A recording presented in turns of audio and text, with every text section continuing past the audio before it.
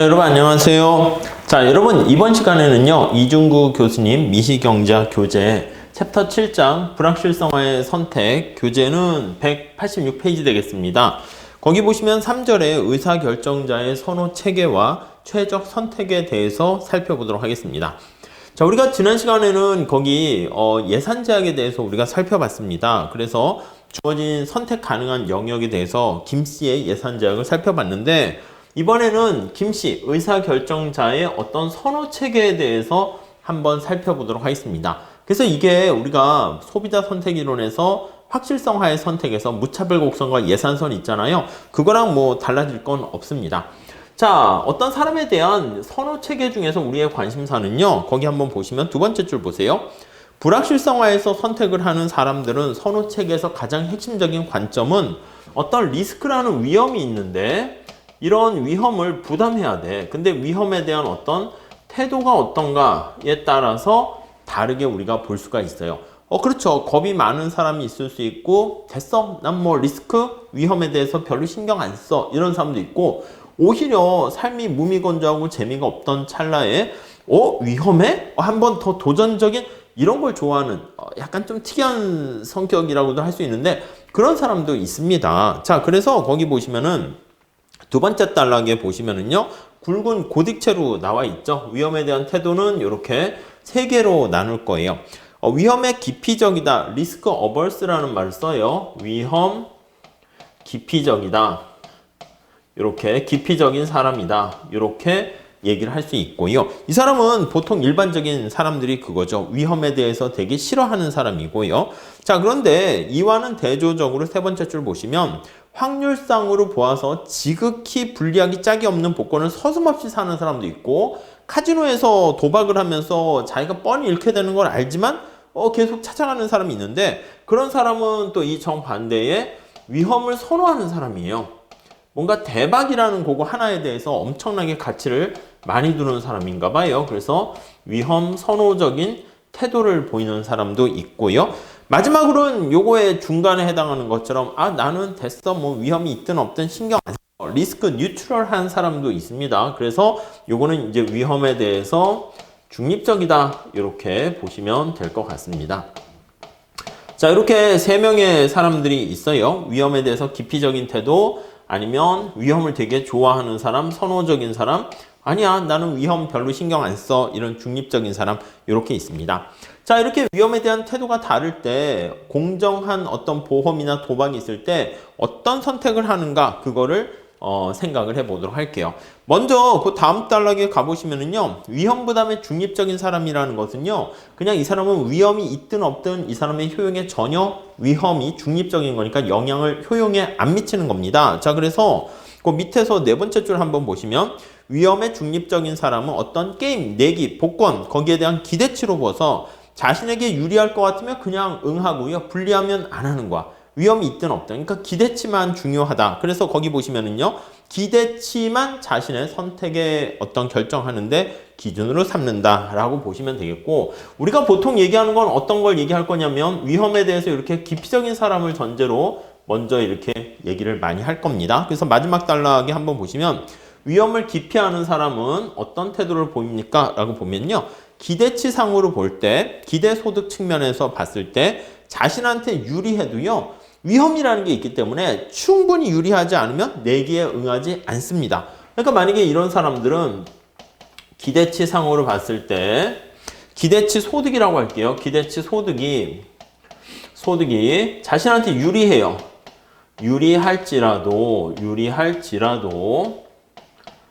네, 위험이 내재돼 있으면 그만큼 기대치를 디스카운트 하는 거야. 그래서 위험이 내포된 경우 그만큼 이 기대치를 디스카운트해서 할인하게 됩니다. 그래서 기대치에 대한 이 사람의 생각이 기대치 소득을 약간 뭐 평가를 절하합니다. 평가 절하를 한다고 할까? 아니면 할인한다고 할까? 네, 이렇게 해야 되는 거야. 그래서 분명히 당신한테 유리한데 게임 안 할 겁니까? 예, 아주 많이 주지 않으면 전 안 할래요. 그래서 거기 보시면은 기대치 요 차이가 충분히 유리하지 않으면 절하함으로 충분히 이러한 위험을 상쇄시킬 만큼 유리한 경우가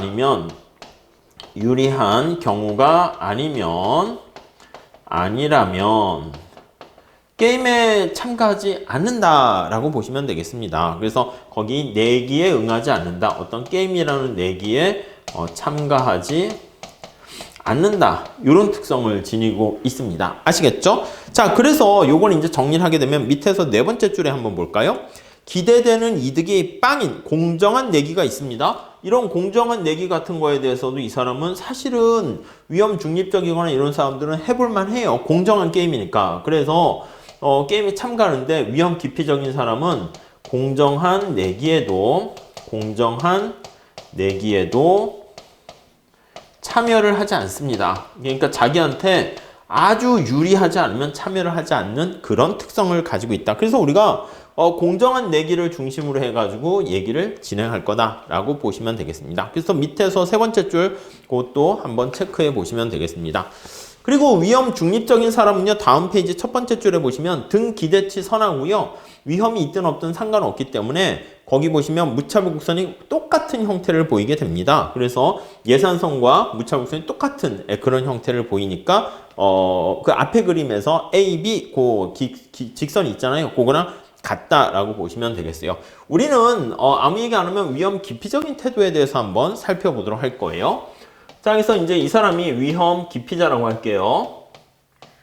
기피자다 이렇게 돼 있는 상황을 가지고 우리가 얘기를 한번 진행해 보도록 하겠습니다. 자, 거기 보시면 187페이지 한번 보세요. 무차별 곡선이 어떻게 생겼습니까? 라고 하면은요, 세 번째 줄에 보시면 몇 가지 특성이 있는데 무차별 곡선의 형태를 한번 살펴보려고 합니다. 위험 기피자의 인디퍼런스 커브를 한번 살펴보려고 하는데요. 무차별 곡선 한번 보도록 할게요. 우선 첫 번째 거기 보시면은요, 원점에 대해서 볼록하다 이렇게 나와 있어요. 자, 무차별 곡선의 형태가 원점을 기준으로 했을 때 원점에 대해서 볼록하다 이렇게 보시면 될 것 같습니다. 네, 아시겠죠? 자, 그래서 원점에 대해서 볼록한 이유는 뭡니까? 라고 하면 다음 줄 한번 보세요. 극단적인 것보다는 골고루 평균적인 상품 묶음을 더 선호한다 이렇게 보시면 돼요. 그래서 골고루를 더 선호한다 이렇게 생각하시면 되겠습니다. 이게 바로 원점에 대해서 볼록하다 그 뜻입니다. 자, 왜 이렇게 되는가 한번 보시면, 자, 밑에 그림을 한번 보세요. 마지막 단락 보세요. 평균적인 상품 묶음이라는 것은 불이 나든 불이 나지 않든 거기 보시면 순재산의 크기가 별로 달라지지 않는, 거기 밑에 보세요. 자, 우리가 선택할 수 있는 상황이 거기 W 부의 크기가 불이 난 경우, 파이어가 있는 경우, 불이 나지 않은 경우 이렇게 있습니다. 자, 거기 보시면 무위험선이라는 게 있잖아요.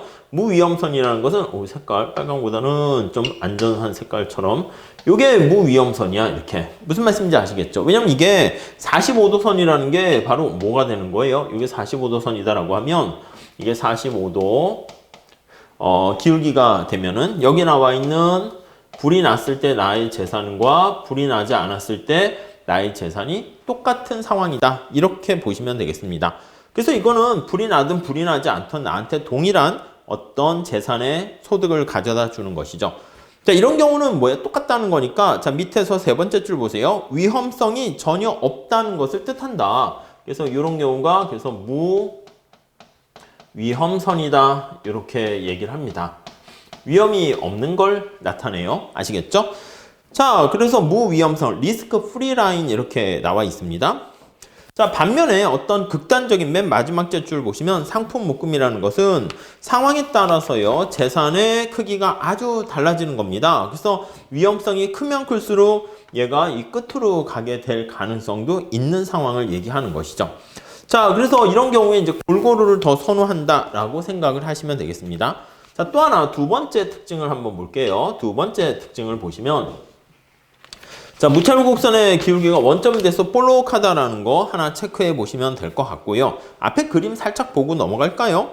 거기 보시면 이 사람이 선택할 수 있는 영역이 앞서 본 것처럼 여기는 직선이고요. A와 여기가 B 이렇게 있어요. 그리고 여기는 사실은 우리가 선택할 수 있는 경우는 아니죠. 그래서 제외를 시킨 거 알 수가 있고요. 그래서 무차별 곡선을 그리게 되면 원점에 대해서 볼록해야 되는 거니까 여기 나와 있는 것처럼 이런 식으로 볼록하게 된다라는 것을 알 수가 있습니다. 그래서 이제 무차별 곡선 거기 보시면 제로 해가지고 이렇게 표현이 돼 있습니다. 네, 거기까지 따라오셨죠? 다음 다시 넘어갈게요.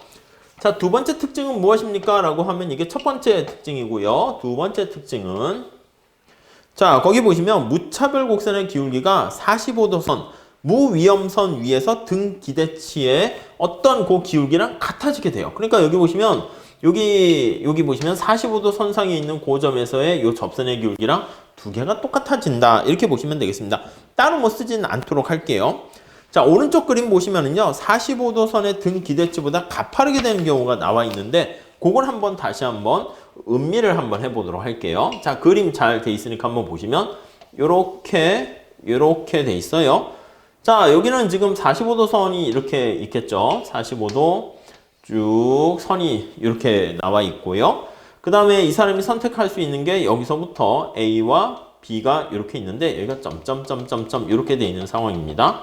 자, 그런데 무차별 곡선이 만약에 여기에서 딱 접하지 않고 45도 선에서 딱 접하지 않고 만약에 이렇게 있다 합시다. 이런 식으로 이제 교차돼서 효용함수가 무차별 곡선이 이렇게 있다라고 할게요. 이해가 있죠? 자, 이렇게 되면은 다시 한번 볼게요. 여기가 지금 B야. 여기가 B고 여기가 또 D예요. D. 이렇게 있습니다. 자, 다시 한번 가볼게요. 자, 그러면 188페이지 한번 다시 한번 보시죠. 자, 그러면 여기서는 지금 두 개가 접하지 않은 거예요. 그래서 우리가 앞서 살펴본 것처럼 여기 쭉 보시면 무차별 곡선의 접선의 기울기랑 요거 등 기대치선의 기울기가 다릅니다. 여기는 똑같은 거 알 수 있겠죠? 똑같은 상황이에요. 여기는 다른 거야. 이렇게 달라질 때 그러면 이게 차이가 뭡니까 하면은요. 이런 경우는 우리가 존재하면 안 돼. 왜냐면 자, B점하고 D점을 비교해 보세요. B점하고 D점. 자, 그러면 이때는 뭐냐면 기대치선은 똑같은 상황인데 B는 위험이 없는 상황이야. 근데 D는 어떻게 됩니까? 리스크가 B에서부터 멀어지면 멀어질수록 여기 보시면 요걸 할게요. 여기서 이쪽으로 멀어지잖아요. 그래서 요 무위험선에서 멀어질수록 무위험선에서 이탈이 클수록 멀어진다는 뜻이죠. 클수록 위험이 어떻게 된 겁니까? 위험도 당연히 증대돼 이렇게 되는 걸 알 수 있어요. 아니 그러면 나의 수익은 똑같은데 위험이 커진다? 그럼 당연히 싫어하게 되는 거죠. 그래서 B점은 위험성이 하나도 없는 경우고 D점은 위험성이 있는 겁니다. 자, 그래서 두 번째 단락, 세 번째 단락에 그 얘기가 나와 있어요. 결론적으로는 무차별 곡선이 이렇게 볼록한데 접하는 부분이 바로 무위험선에서 등 기대치 선하고 같이 접해야 된다라는 것을 알 수 있습니다. 다음 네 번째 단락 보시면 자, 그러면 이런 태도를 가지고 있는 사람은 위험에 대해서 기피적인 태도를 가지고 있는 사람은 어느 점을 선택할 것입니까? 라고 하면요. B점을 선택하게 돼. B점은 어떻게 돼요? B점은 불이 나던 불이 나지 않던 이 사람의 재산의 가치는 똑같게 유지된다라는 거 알 수가 있습니다. 자, 그래서 확실하게 얼마? 여기서는 5억 원의 순재산을 가질 수가 있기 때문에 요거를 불이 나던 불이 나지 않던 요거를 선택한다 라고 보시면 되겠습니다. 자, 그래서 1억 원의 보험료를 내고 완전히 리스크를 커버할 수 있는 선택. 그거 위험 기피자가 좋아하게 된다라는 거 알 수가 있네요. 지금은 이 위험 기피자의 요 무차별 곡선의 곡선의 형태, 볼록한 요 형태의 선택을 가지고 지금 화재보험 가지고 얘기했는데, 자, 마지막 단락 보세요. 화재보험뿐만 아니라 여기저기 다 우리가 활용할 수 있습니다. 자, 그래서 명시적으로 보험 얘기를 하지 않더라도요. 밑에서 두 번째 줄 볼까요? 예, 맞아요. 우리가 보통 돈을 좀 더 주고 튼튼한 자동차 아니면 자동차의 옵션과 관련된 안전장치를 더 우리가 지불한다. 그것도 위험 기피적인 태도예요. 사고 나면 어떻게? 이런 거랑 비슷한 거죠. 그래서 아니면 또 직업 같은 거. 그러니까 자동차 옵션 같은 것도 그렇고 직업 같은 것도 마찬가지입니다. 우리가 이제 3D 어떤 산업에서 종사하는 사람은 위험성이 또 리스크가 있는 상황이 아니겠습니까? 그런 경우에는 어떻게 돼? 데인저러스한 경우에는 보수를 좀 더 많이 주지 않으면 위험 때문에 거기에 일을 하지 않는 거 알 수가 있습니다. 자, 그래서 다양하게 보험뿐만 아니라 여러 가지 위험성이 내재된 선택에는 그대로 적용할 수 있다라고 생각하시면 되겠네요. 자, 그 다음에 우리가 다음 189페이지 넘어가서 한번 보시면, 자, 위험의 분산과 보험 이렇게 나와 있어요. 그걸 한번 볼게요. 위험에 대한 분산과 이제 보험에 가입하게 되는 그 이유를 살펴봅니다. 분산과 보험, 네, 이름은 그렇게 담겨져 있습니다. 자, 우선 첫 번째 한번 예를 한번 상황을 한번 볼게요. 세팅, 케이스 상황 봐보시죠. 상황 설정 보시면 첫 번째 줄에 자, 화재 위험에 처해 있는 사람이 100명이 있습니다. 자, 사람들 수가 100명이 존재하고요. 그 다음에 재산이 얼마 있습니까 하면 6억 상당의 재산을 가지고 있어요. 자, 재산 부가 웰스가 6억 이렇게 있다라고 합시다. 자, 화재 확률은 어떻게 됩니까 하면 P라고 할까요? 화재 확률이 거기 보니까 4분의 1의 확률로 화재 가능성 이렇게 돼 있다라고 합니다. 자, 그러면 그때 손실은 어떻게 됩니까 하면 로스라고 할게요. 이게 손실의 크기가 얼마가 되냐면 거기 보니까 4억 원의 재산 손실을 본다라고 할게요. 네, 이해되시죠? 이렇게 세팅이 되어 있습니다. 자, 이런 사람들이 이제 100명 있는 상황입니다. 자, 만약에 이제 케이스 1 해서 첫 번째. 자, 거기 보시면은요.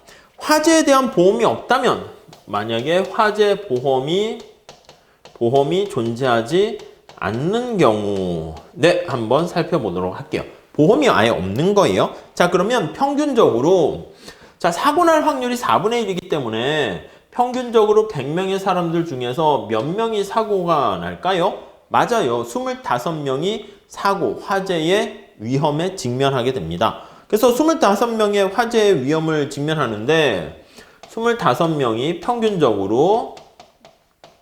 평균적으로 화재 위험에 직면해 있습니다. 화재 위험에 놓여 있어요. 자, 이때 받는 손실은 얼마입니까? 라고 하면 한 명당 4억씩 손실을 보는 거예요. 그래서 1인당 손실이 4억만큼이 손실이 발생하는 거예요. 위에 스토리 이해되시죠? 자, 그러면 총 얼마의 손실을 보게 되는 겁니까? 한 명당 4억의 손실을 보게 되니까 25명이 있게 되면은 총 100억의 손실을 보게 되는 거 알 수가 있습니다. 그래서 총 100억의 손실을 봐요. 총 100억의 손실 이렇게 되는 거 우리가 확인할 수 있겠네요. 여기까지 됐죠? 자, 그래서 근데 이 화재가 나는 사람은 어떻게 돼? 6억 중에서 거의 절반 이상을 다 날리는 그런 위험한 상황에 직면하고 있습니다. 자, 이런 상황인데 만약에 두 번째 보험이 존재한다고 할게요. 보험이 존재해서 서로 상부상조를 한다라고 해봅시다. 두 번째 단락 첫 번째 줄 보시죠. 100명의 사람들이 모여서 다음과 같은 상부상조 체계를 마련했대요. 뭔가 봅시다. 두 번째 줄에 야, 한 사람당 1억 원씩 내자. 이렇게 1억 원씩 내면은 얼마가 모일까요? 100명의 사람이 있으니까 1인당 1억 원씩 예, 거기 보시면은 기금을 내는 거예요. 기금을 각출을 하게 되는 거예요. 자, 그러면 총 100명이 있기 때문에 사람 수가 100명 있기 때문에 얼마가 돈이 거칩니까 하면 100억 원의 기금이 거치게 되는 겁니다. 네, 이해가 되시겠죠? 자, 그러면 100억 원의 기금이 이제 거치게 되면 거기 한번 보세요. 화재를 입은 사람에게 4억 원씩 보상을 해주기로 합의를 본 거야. 자, 이 기금을 100억 원을 이렇게 거둔 다음에 그러면 불이 났어요. 그래서 만약에 불이 나면 화재 발생 시 얼마를 지원해 줍니까 하면은 4억 원을 주는 거야. 그래서 4억 원을 이렇게 해서 보험금으로 주는 거죠. 자, 그러면 이 사람은 어떻게 돼요? 원래 자기가 갖고 있는 재산은 6억 원인데 먼저 1억 원을 내요. 우리 지난 시간에 했던 거랑 비슷합니다. 1억 원을 내니까 5억 원이 됐죠. 근데 재산상의 손실이 발생해서 5억 원에서 4억 원이 날라갔어요. 그럼 1억 원밖에 없는 거잖아. 근데 거기서 이 사람들이 4억을 보조를 해주는 거니까 다시 5억 원이 되는 거죠. 자, 그러니까 만약에 화재가 발생한 사람은 발생을 하게 되면 발생 시 자, 그러면 화재에 직면한 사람은 불난 사람은 어떻게 돼요? 만약에 불이 난 사람은 재산이 어떻게 됩니까? 라고 하면요. 이거 좀 공간을 남겨야 되겠습니다. 원래 6억 원에서 아까 얘기한 것처럼 전부 다 1억 원씩 내기로 했잖아요. 근데 이 사람은 불이 났어요. 그러니까 얼마를 다시 받습니까? 4억 원을 다시 받게 됩니다. 그러면 이 사람이 갖고 있는 재산은 어떻게 됩니까? 라고 하면은 예, 맞아요. 여기 보시면 이거 불이 났네요. 불이 나서 여기 1억 원 해서 여기 불이 나서 4억 원이 날아갔어요. 근데 다시 4억 원의 보상을 받게 됩니다. 4억 원의 보상을 받게 되니까 결국 이 사람이 갖게 되는 것은 색깔이 왔다 갔다 하죠. 그래서 5억 원 이렇게 되는 거 알 수가 있습니다. 자, 만약에 불이 안 났습니다. 불이 나지 않았을 때는 이 사람은 6억 원에서 여기 나와 있는 것처럼 1억 원에 보험료를 내요. 기금을 마련하는데 돈을 쓰게 됩니다. 자, 그리고 불이 안 났으니까 받는 것도 없고, 불이 안 났으니까 당연히 받는 것도 없고, 손실도 없습니다. 자, 그 결과 이 사람의 재산도 5억 원으로 유지가 돼요. 자, 그 얘기가 거기 나와 있어요. 그래서 25명들에게 피해본 사람들에게 25명이 피해를 볼 거고, 밑에 75명 피해를 안 볼 거 아닙니까?